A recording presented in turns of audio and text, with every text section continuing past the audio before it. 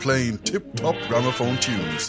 Harry and Edna on the Wireless, Wednesdays at 7 p.m. on seclosounds.org. Jolly good.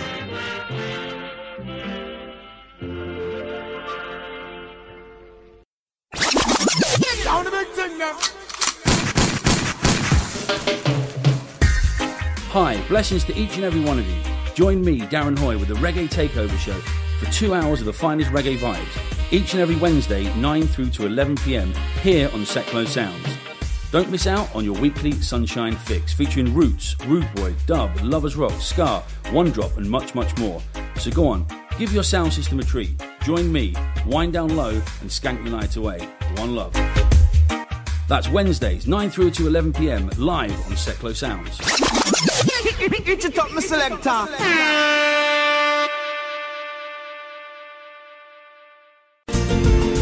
You can make comments about the show at facebook.com/John Guinn Travel Show.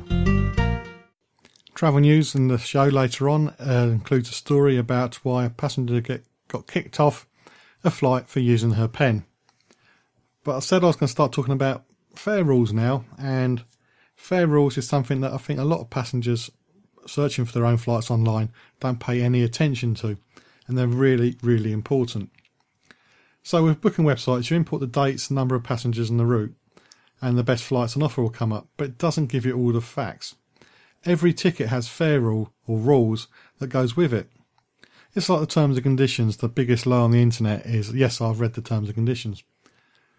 And as I said, most of these rules are ignored by the DIY customer, but you should read them before confirming the order, as the restrictions imposed on them on the tickets may put you at a disadvantage. They should be available to be read. The link may be called Terms and Conditions depending on the website, before the ticket is confirmed. If you can't read the terms and conditions or the flight rules on the ticket before you give them your credit card details, move away from the website, go somewhere else. You should also print out the rules as well, so you have a copy, because it may be difficult to get a copy of the rules and a future date. So book the ticket once you're happy with the rules, print the rules out so you have your own record of the rules as they were when you booked the ticket. And there's quite a few things you should be looking out on. And the rules to look out for are the ticket refundable, and the cheapest fares on the internet are generally not refundable. They're 100% cancellation fees.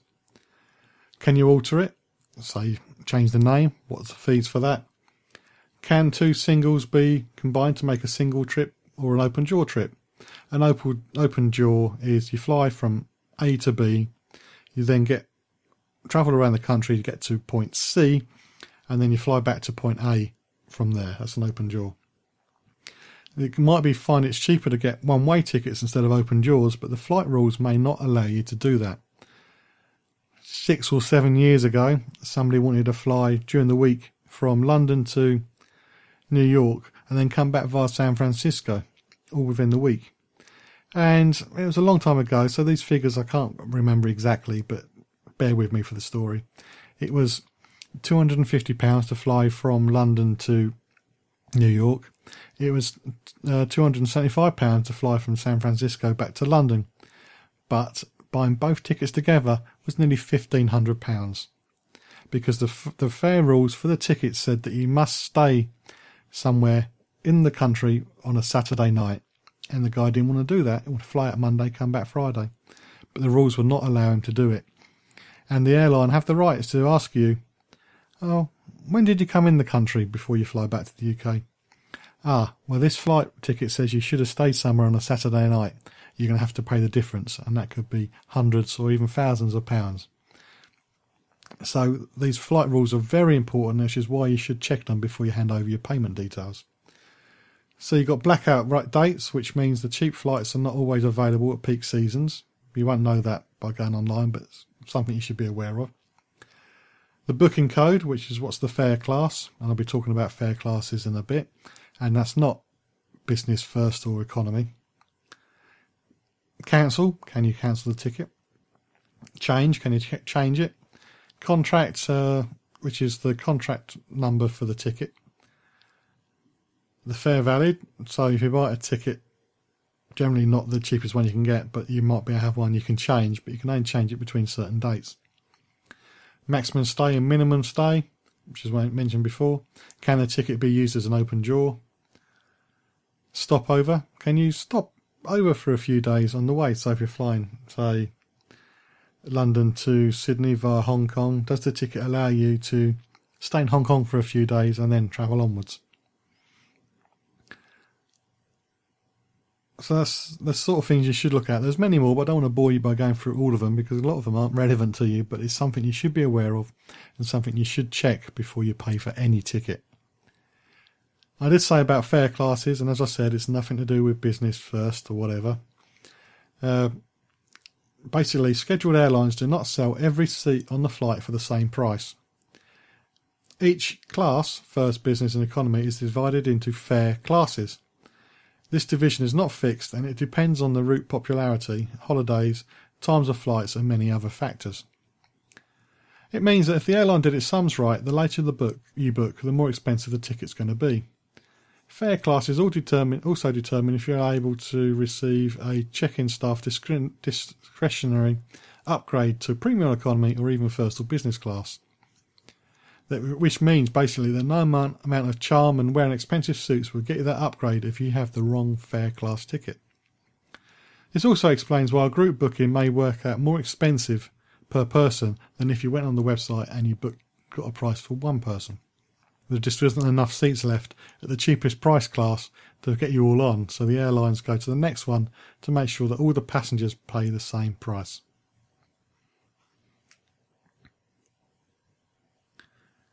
So when you're looking for prices and you really want the lowest fare class available in your flight, you should be flexible with your flight dates because a day earlier or a day later could give you that heavily discounted fare class.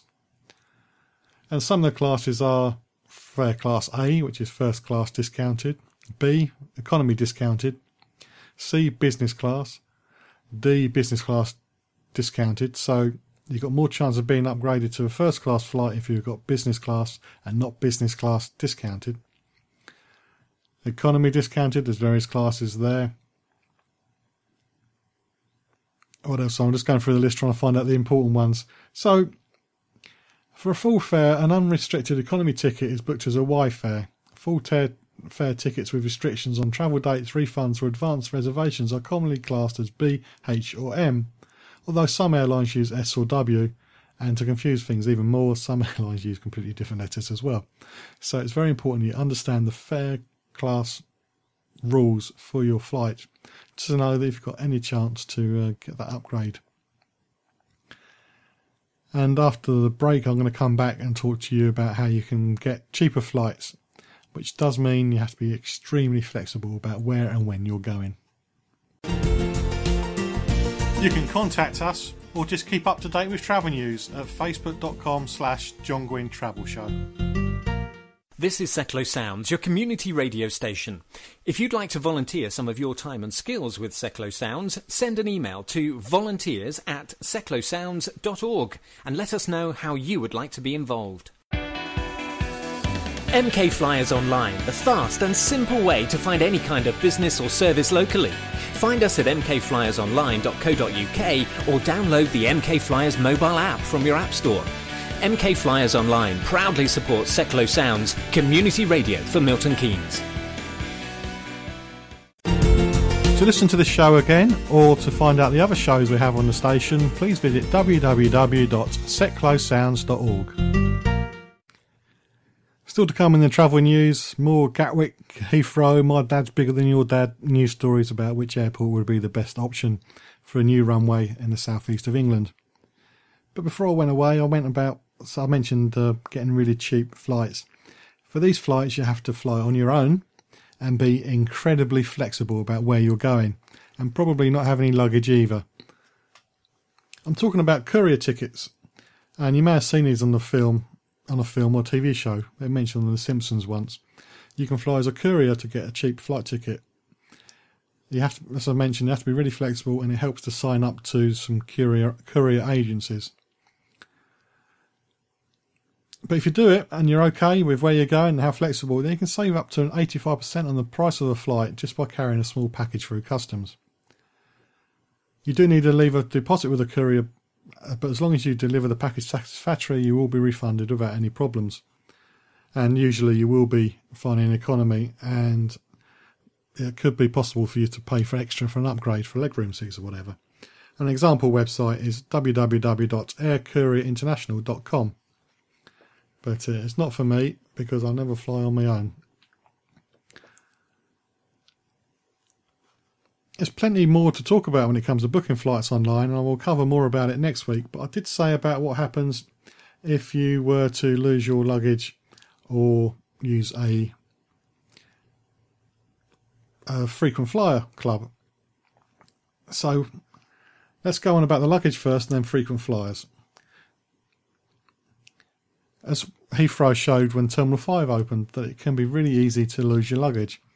And I was at Luton Airport a few weeks ago, and this young lady checked in. She got the ticket to where she was going, but somehow the check-in staff put her luggage on a completely different flight. They got a digit the wrong way round.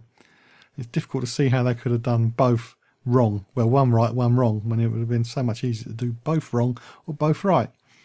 So there is a chance that you're going to lose your luggage. So the first thing you should do is ensure that your name and contact details, telephone number, not your address, are on the outside. And on the inside of your luggage, you should have your address so it's easier to get hold of you. Use a travel company, put care of, and some travel agents may receive your luggage for you. Big problem if you're looking for cheap flights, you might get yourself a really tight connection. And if you're flying on different tickets, you're going to have to collect your luggage and check it in again. So if you're doing that, please allow time for you to get your luggage back, then be able to check it back in again. But if you bought one ticket all the way through, then the luggage is moved for you. So what happens if you lose your luggage? Well, the Montreal Convention requires that airlines pay up to £800 for lost or damaged luggage. The claim must be declared within 21 days of the problem occurring. Delayed luggage is not covered, although some airlines voluntarily offer some form of compensation. And you have to wonder, what's the airline's version of lost and delayed? So if you arrive at your destination and your luggage doesn't, you need to register this immediately with the airline by completing a property irregularity report. You do need to be as detailed as possible to help the airline to find your luggage. Keep a copy of this report for your own records and ensure that you have the correct contact telephone number to chase the airline if necessary. And if you need to purchase clothes and other essential items, make sure you keep all the receipts to assist in any claim you might have against the airline, good luck with that, or your insurance company.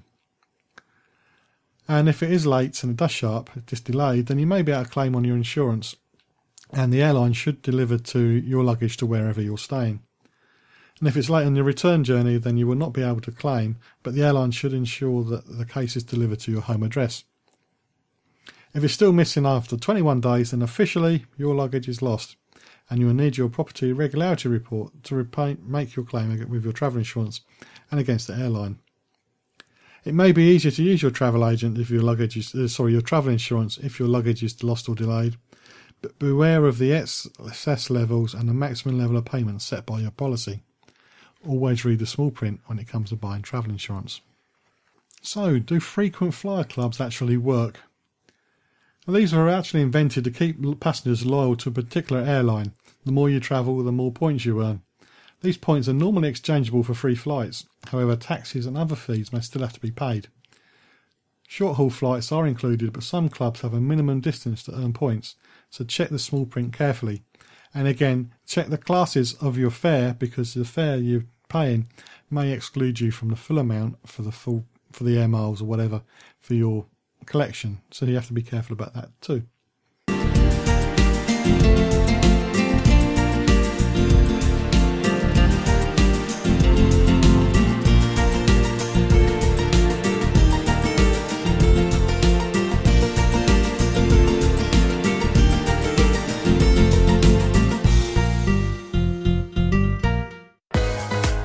Step into the spotlight with me, Lucy, every Wednesday between 6 and 7 p.m. on Seclo Sounds.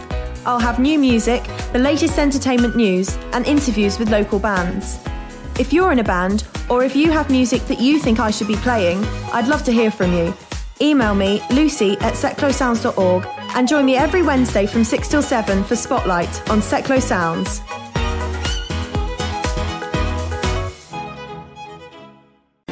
You're listening to the John Guinn Travel Show on seclosounds.org.